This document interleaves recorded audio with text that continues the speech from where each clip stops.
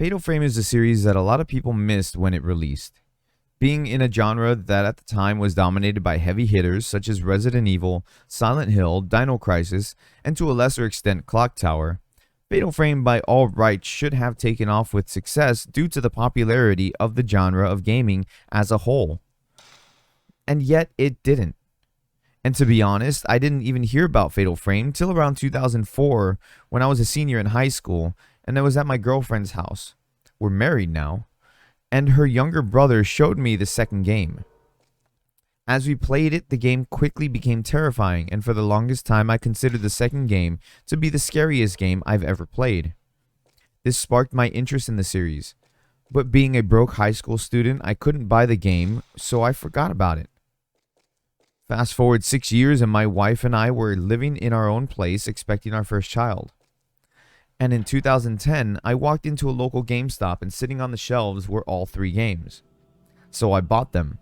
To no objection from the wife as she loves horror games. So finally I was able to play the first game. But through all these years and all these video game conversations, no one has ever said anything about Fatal Frame when discussing survival horror. It was like other people were not allowed to discuss the series, or I just had the wrong friends. I'm gonna go with me having the wrong friends. See, this was a time before streaming, before YouTube was as big as a hit as it is now, especially in gaming. So Fatal Frame was a word-of-mouth kind of game. But why? With how successful the Resident Evil series was, and with Silent Hill 2 being released the same year as Fatal Frame, surely people were looking for more games like those, right? Wrong. See, during the time of release, people had become fatigued with survival horror games of the PS1 era. This was clearly seen with the release of Resident Evil 0 and Resident Evil Remake underperforming on the GameCube. Along with the lack of sales of Code Veronica on the Dreamcast as well, this had prompted Capcom to revamp their flagship series into what became Resident Evil 4. So due to this, the Fatal Frame series never had a ghost of a chance. Yes, I made a pun. Deal with it. The Fatal Frame series would then enter cult status. So let's discuss Fatal Frame's story. If you haven't played the game and don't want to be spoiled, then skip to the timestamp in the description. Alright, so let's begin. The story takes place back in 1986 and follows a girl named Miku Hinasaki. Miku is not only the main protagonist in the game, but also appears in the sequels and honestly goes through the most shit in the entire series. Anyways, Miku is searching for her brother Mafuyu, who went missing after he went searching for a folklorist named Junsei Takamine. It is at the introduction of the game we play as Mafuyu in his investigation.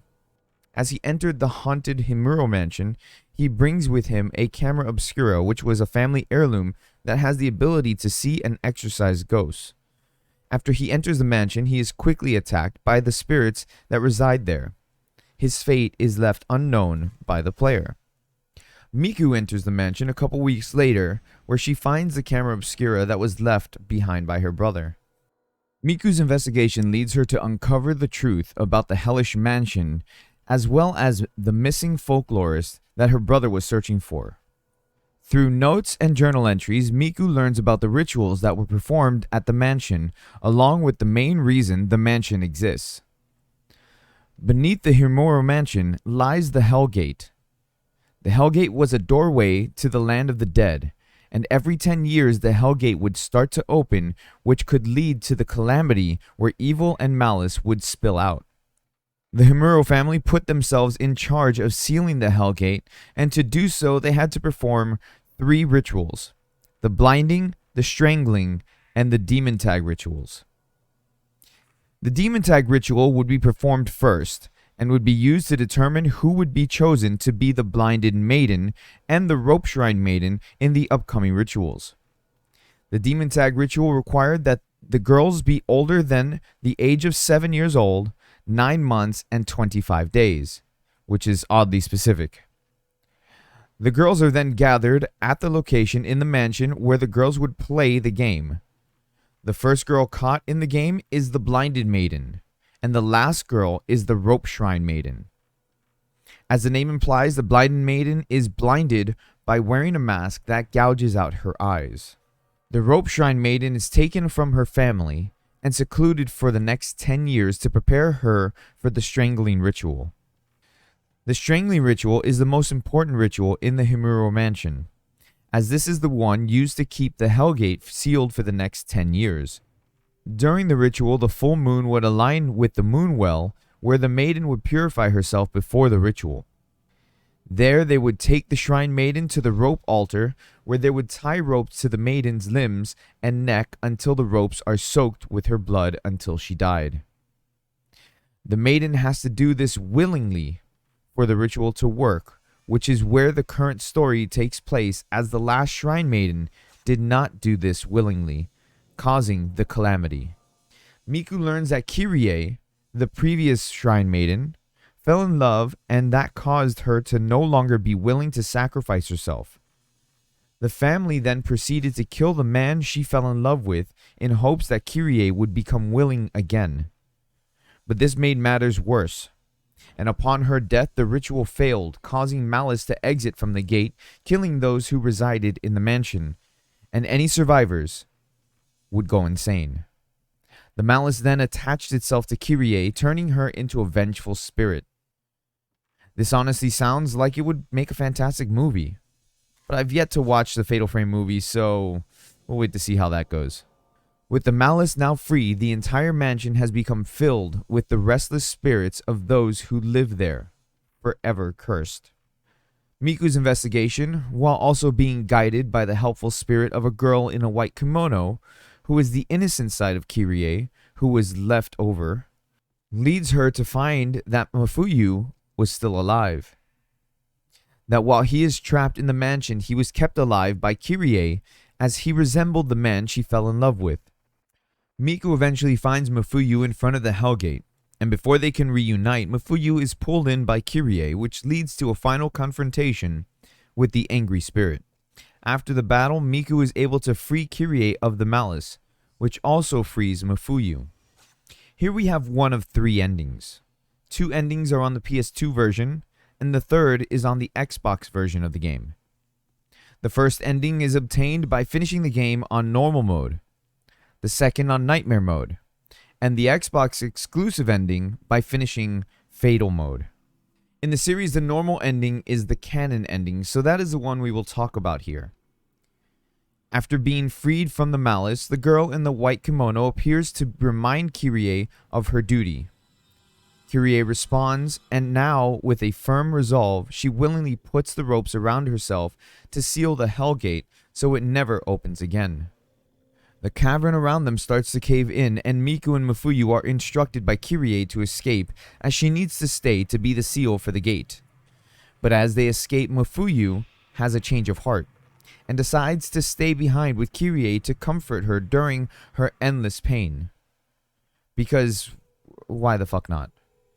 Miku escapes alone, and as she stands outside the mansion, she sees the souls of everyone who is trapped float away, finally free. In the closing moment, she hears her brother thank her, and then Miku narrates that since that moment, she could no longer see things that others couldn't. At least until part 3. Oh.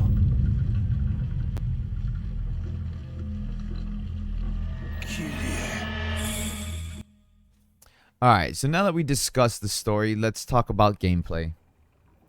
Now, seeing as how the second game was the first one I played, I did notice quite a bit of differences. But these differences are usually things that are common between first entries of a series and the second game, as the second game tends to refine a lot of the gameplay mechanics. But that's not to say the mechanics in the first game are bad. Quite the contrary. Movement should be familiar to those of the genre. The game adapts tank controls with fixed camera angles, but the camera movement that is seen in Code Veronica is present in this game. You are also given 2 options for movement. You can move with the D-pad like older Resident Evil games, or you can move using the analog stick. Personally, I use the D-pad.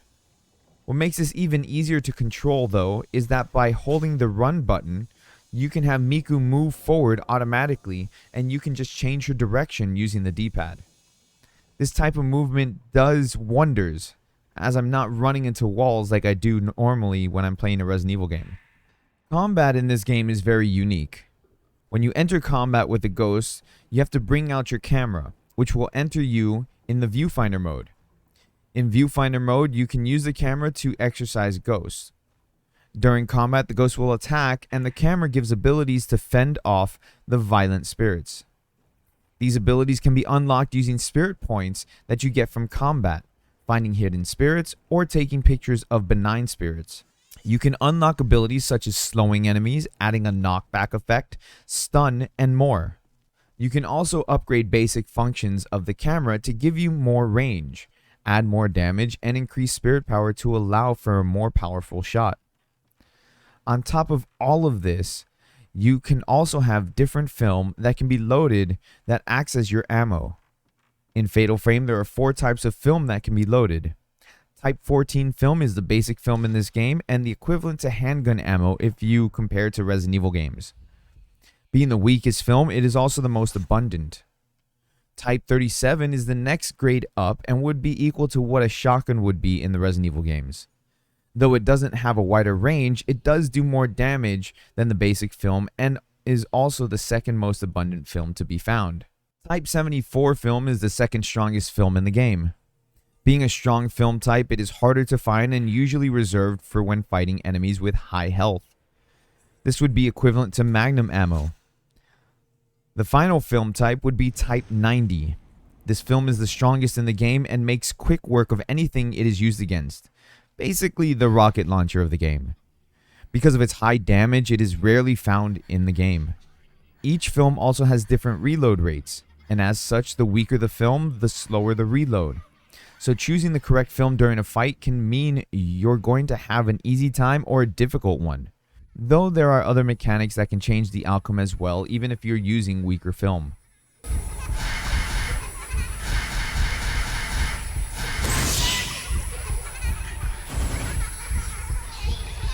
One of the things I love about the series as a whole is it's very easy for anyone to pick up.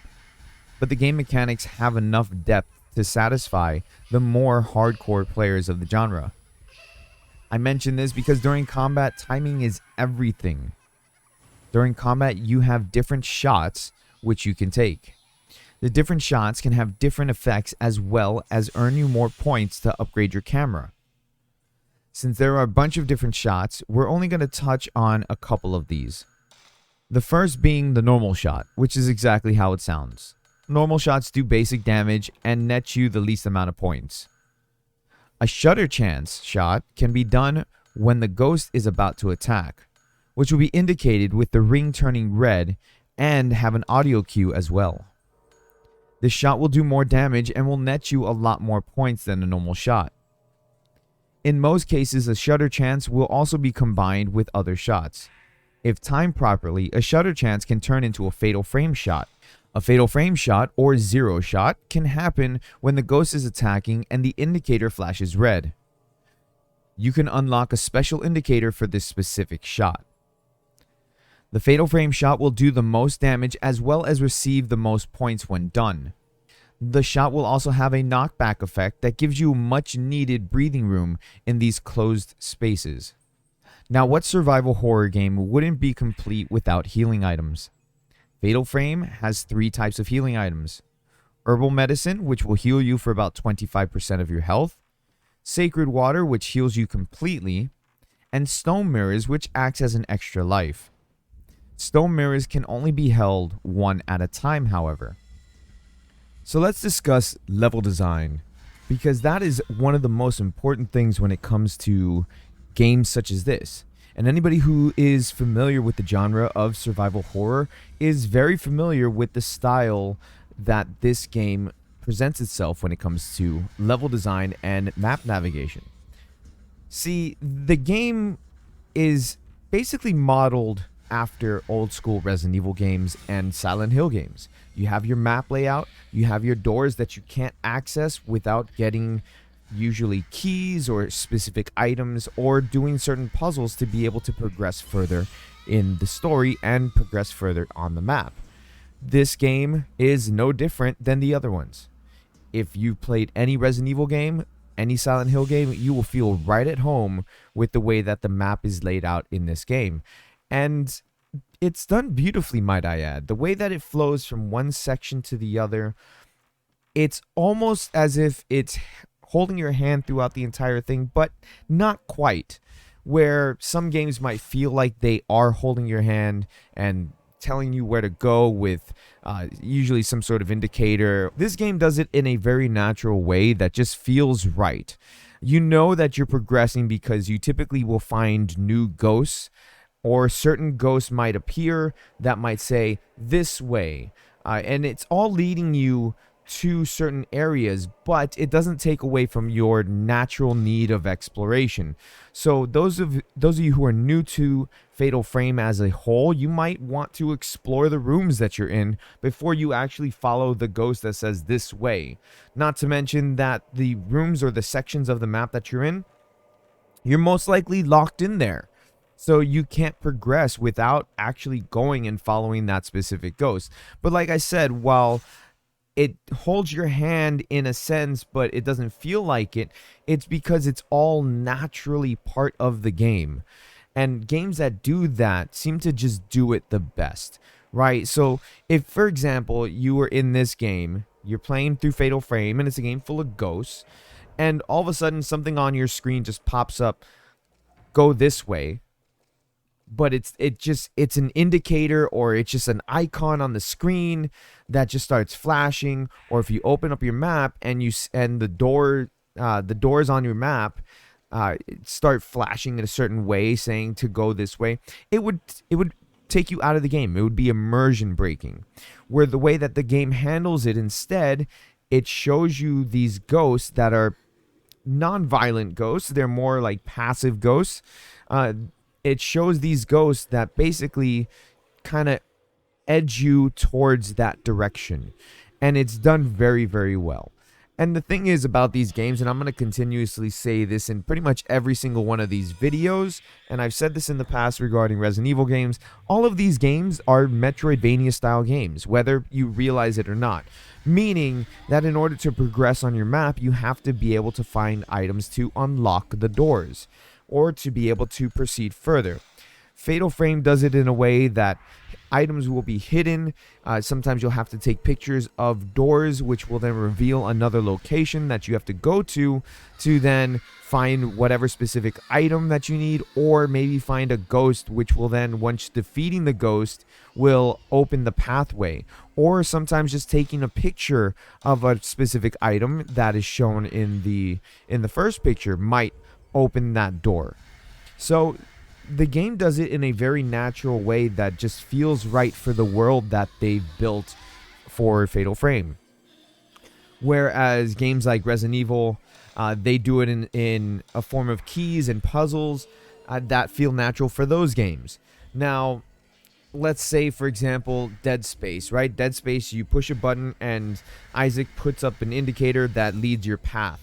That, to me, is kind of immersion breaking. While it's nice to have it, you find yourself relying on that type of mechanic, where it takes away from exploration in a sense, because you're relying on that kind of gameplay mechanic. You don't typically investigate what could be, and you don't break the path. Where in these type of games, these games are meant for you to get lost. Okay, so if you don't follow the specific paths that the ghosts are laying out and you tend to explore, you might find yourself lost for a few minutes, maybe an hour. And that, to me, is what these type of games are all about. It's all about exploration. It's all about being able to venture off and get lost for a little bit while you explore your areas, and get rewarded for exploring by getting rewarded in items such as healing items, or maybe hidden items to upgrade your camera with, or maybe even film, so that way you can defend yourself against the spirits that plague the Himura mansion. So overall, like I said, it's perfectly done the way it is for this game, and I absolutely love it. The atmosphere of the game is perfectly done. Being trapped in an old Japanese mansion completely alone is something that is felt throughout the entire game.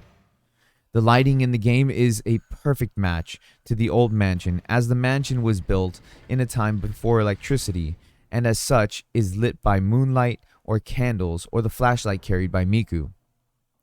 The music also adds to the atmosphere, as it relies more on ambient sounds than on actual overbearing soundtrack. Now, even though it seems like I have nothing but good things to say, that doesn't mean that the game doesn't have problems. Looking at movement, there is a major reason I prefer holding down the run button and using the D-pad. This is because if I'm using the analog stick, the camera angles tend to put you in weird directions as you enter a new area.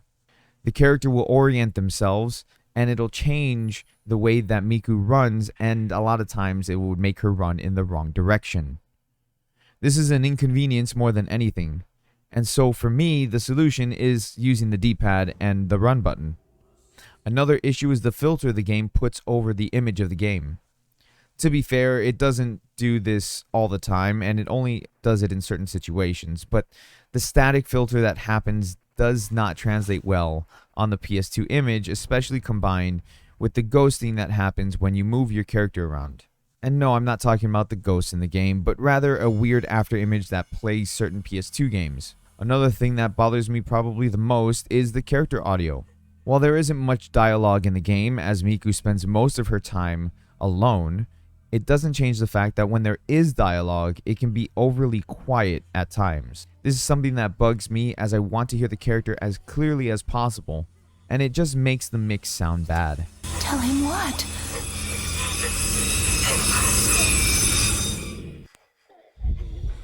So by now, it should be no secret that I really do love this game. Everything about it just screams survival horror. But I do want to talk about the elephant in the room, that being based on a true story. The first game is the only game that has this, and for obvious reasons, this is clearly not based on a true story. But, and this is a big but, that doesn't mean it's not based on true locations or concepts. The based on a true story tagline was something that was added to the worldwide release, and not the Japanese release, most likely with their target audience being the US. With the movies like The Ring releasing the same year as Fatal Frame, Japanese horror began its rise in interest in the US. This rise would continue over the next few years and most of the decade. Coupled with the ever-growing interest in the paranormal, which would explode 2 years later with the show Ghost Hunters, everyone, gamers included, would start to show more and more interest in true ghost stories. So this tagline was perfect marketing for the time. The closest things to the true story aspect that we have are the location and the urban legend that involves the deaths of 7 people in the mansion. You see, there is no actual location stated, however, only that it was a mansion outside of Tokyo. The idea of the camera being used to capture and exorcise ghosts also comes from very old legends, from when cameras were first shown to the world, as they thought cameras would steal a part of your soul. Besides adding the tagline, there were other changes made, starting with the name itself. In Japan, the game series is called Project Zero, or just simply Zero. The Project Zero name persisted to other countries such as Australia and parts of Europe. Here in the US, the name was changed to Fatal Frame, and to be honest, I prefer that name only because it matches the theme of the game. In releases outside of Japan, they also changed the design of Miku. They made some edits to her clothing, as well as brightened up her hair color and lips. They also made her eyes smaller and a little more proportionate with the rest of her face. The color changes to her hair do make her stand out a bit more, as it is brighter than the dark browns and blacks you see in most of the game. Now, here we get to one of my favorite parts of the game. Replayability. This basically determines, for me anyways, if the game is worth the value. Although when talking about an old game that has not had a remaster, this can be a little skewed, especially since the game's value is starting to reach the $100 price point for the PS2 or Xbox version. So I would suggest emulation if you want to play the game. So as far as replayability goes, Fatal Frame is no slouch. When you first start the game, you only have access to easy and normal mode. After you beat the game once, you unlock battle mode, where you can battle various ghosts getting different ranks. You also unlock the sound test, a new costume, special camera functions to upgrade the camera further, and most importantly, the ghost list. The ghost list allows you to find the hidden ghosts, and after completing the ghost list, you get a special ability for the camera called Zero. After completing battle mode, you then unlock Nightmare difficulty. Nightmare difficulty then unlocks the game's true ending, which after the release of the third game is now non-canon. Nightmare mode is also used to unlock more costumes and a new camera function. All this combined with the 2 different endings, 3 on the Xbox, there are plenty of reasons to replay this fantastic game. Fatal Frame is definitely one of those games that sticks with you. Being a different experience than most games of the genre, it stands out as a game that no one asks for, but everyone is glad it's around. My only complaint is that not enough people have played it. So hopefully Koei Tecmo can remedy that in the near future. So thanks for watching. I appreciate you guys listening to me talk about one of my favorite horror franchises. If you enjoyed your time here, then hit the thumbs up and sub for more. And next time, we'll be looking at my favorite entry in the series, Fatal Frame 2. Until then, everyone, happy gaming.